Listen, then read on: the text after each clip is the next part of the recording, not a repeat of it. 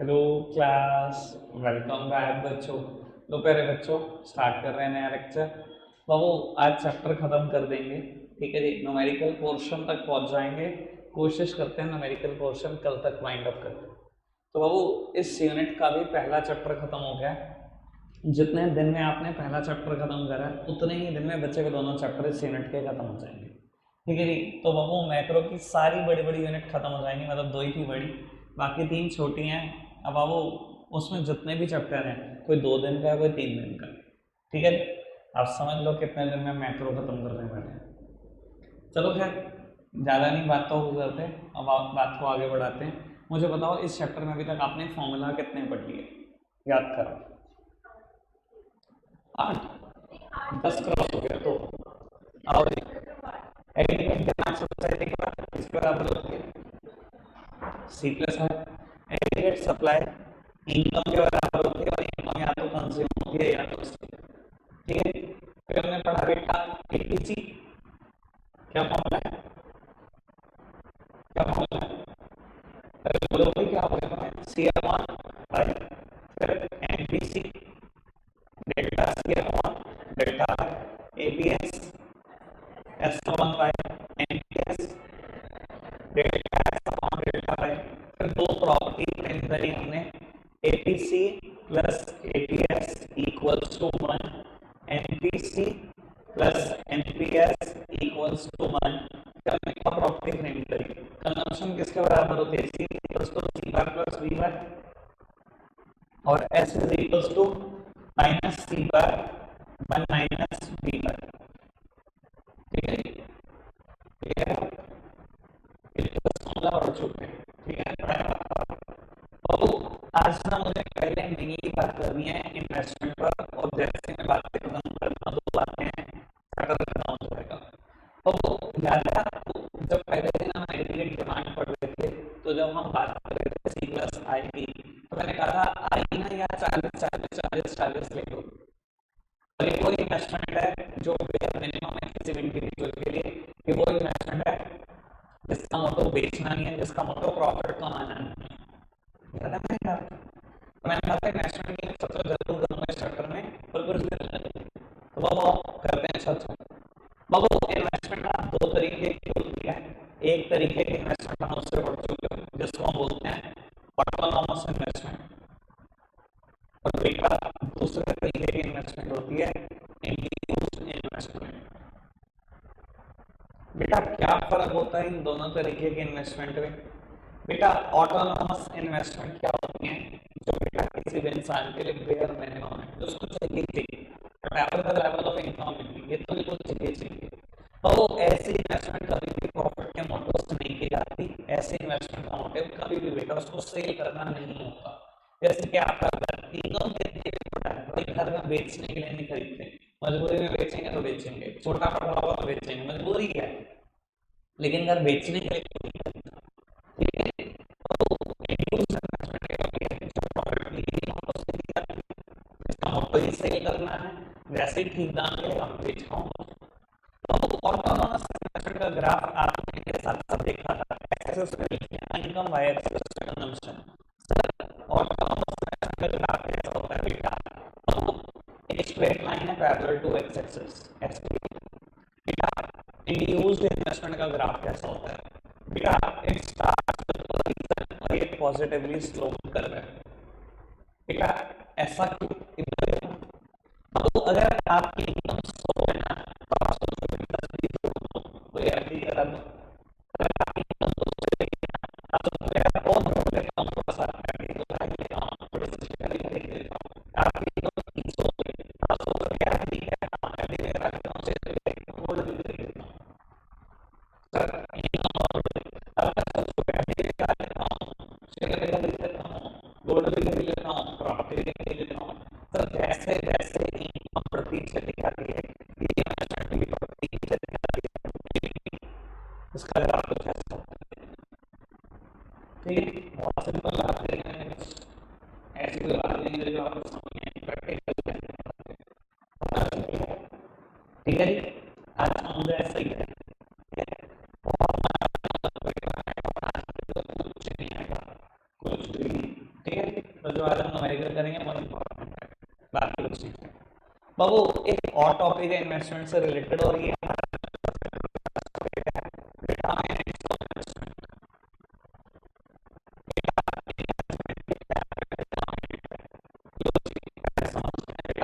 Note down करने का मौका देंगे आपको।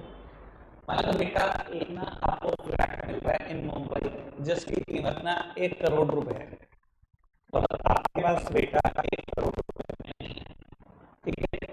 तो आपने सोचा ठीक है रेंटल इनकम तो कमाई होगा, मुंबई में बहुत बढ़िया रेंटल इनकम होती है। आपने बैंक से पता करा, अगर मैं 1 करोड़ लोन दूं आप कितना ब्याज चार्ज करोगे? मैंने ये कहा कि हमारा रेट ऑफ इंटरेस्ट 10% है, रेट ऑफ इंटरेस्ट हमारा 10% है, यानी कि सालाना आपके ऊपर, ठीक है ना जी, 1 करोड़ का 10 लाख का बदल करता है। और इस इंसान ने लोन ले लिया 10% पर, और बाबू इस फ्लैट को किराए पर चढ़ा दिया, तो किराया 8,75,000 महीना, 75,000 महीना, 2 साल का 9 लाख रुपए।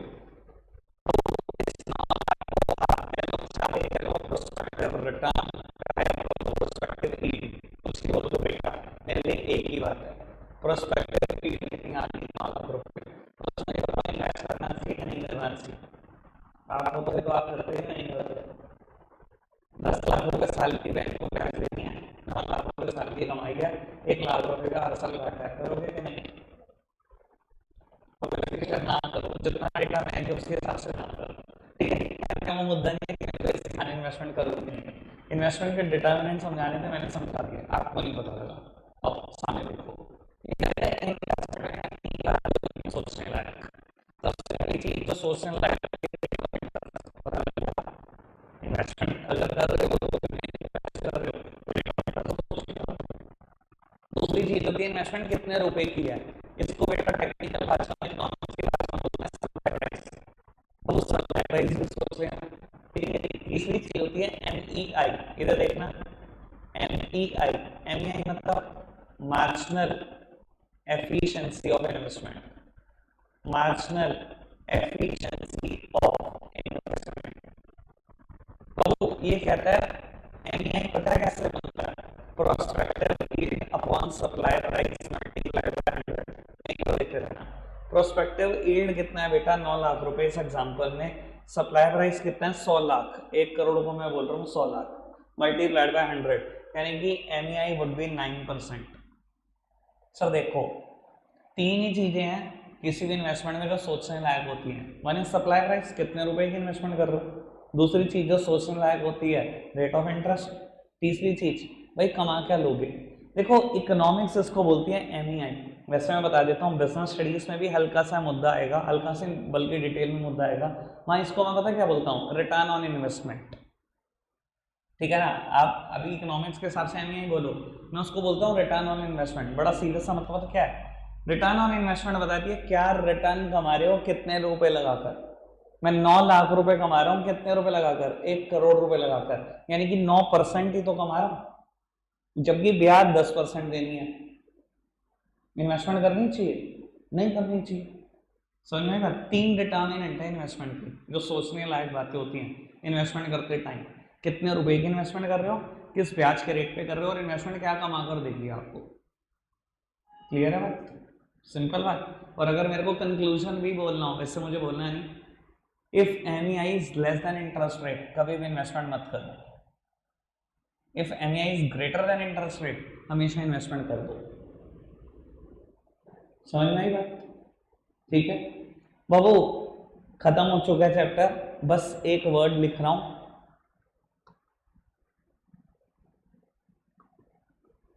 सिर्फ वर्ड ही लिखने हैं और कुछ नहीं। ये बेटा किसी टाइम पर टॉपिक हमारे पेपर में हमारे पास होता था, अब वो कोर्स का पार्ट नहीं है, लेकिन सिर्फ इसका कभी कभी मतलब पूछ लिया जाता है। दो टर्म आती हैं, एक्सांट सेविंग एंड इन्वेस्टमेंट और एक आती है ex post saving and investment.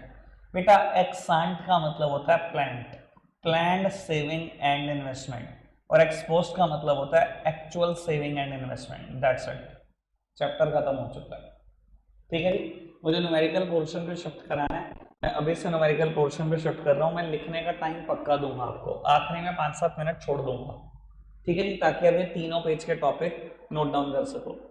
Sir ऐसा न्यूमेरिकल तो देखो बहुत तुच्छ हैं, 25 न्यूमेरिकल बहुत ही ज्यादा तुच्छ हैं। फॉर्मेलिटी के तौर पर मैं एक आध कर रहा हूँ, मुझे लगता नहीं मुझे करना चाहिए, क्योंकि क्वेश्चन पूछेगा ही ऐसे ऐसे, एपीसी और एपीएस निकालो, सी भी पता है, वाई भी पता है। सर एपीसी का फॉर्मूला क्या होता है, सी अपॉन वाई। सर एक एक सेकंड में क्वेश्चन हो जाएंगे, ठीक है जी। अगर एपीसी निकल गया तो बेटा एपीएस निकालने में कितनी देर लगेगी, क्योंकि ये दोनों मिलाकर 1 होते हैं, एक प्रॉपर्टी है ना, APC plus APS equals to 1। तो एपीएस निकालने में कितनी देर लगेगी, सब चुटकी बजाने जितना ही आसान क्वेश्चन है, ठीक है जी। अगर आप कहते हो तो मैं कर देता हूँ एक आध, बस फॉर्मेलिटी पूरी करने वाली बात है। बाबू इनकम गिवन है मुझे 100, 200, 300, कंजम्पशन गिवन है 80, 120 और 180। बाबू एपीसी का formula C upon Y, this upon this, मैंने कैलकुलेट करा। बाबू एपीएस किसके बराबर होता है, बाबू ये दोनों मिलाकर 1 होते हैं, ठीक है जी। तो बाबू आप सोच लो, 1 ही तो बनाना है ना, 1 बना देंगे, खत्म, ठीक है जी।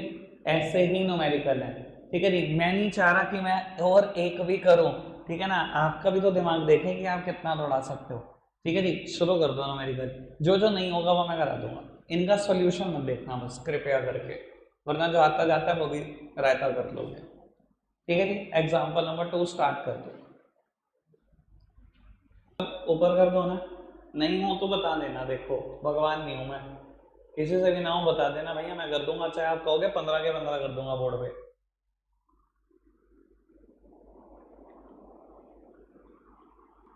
बाबू एग्जाम्पल नंबर 3 लास्ट पार्ट में समझा रहा हूँ, किसी को इससे पहले भी कोई प्रॉब्लम हो पूछ सकता है, ठीक है जी। वैसे ये क्वेश्चन कैसे करा आपने, जैसा इन्होंने किया वैसे ही किया, एपीसी दिया हुआ था, कहता है what would be the saving at an income level of 2000, चलो फिर ऐसे भी किया, किसी ने कुछ पूछना हो पूछ सकता है, बस मैं तो ये कहता हूँ।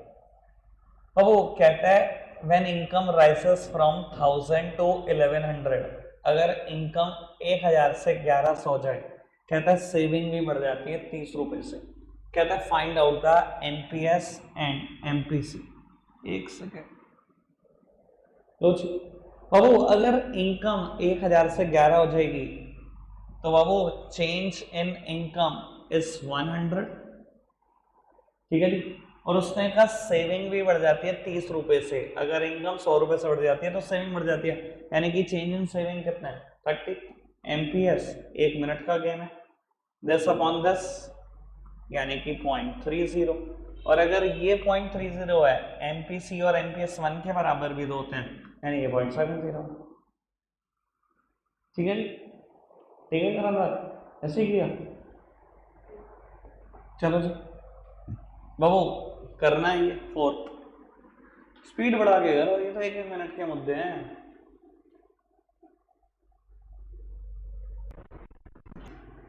आज के लिए इतना ही रखेंगे प्यारे बच्चों, बाय।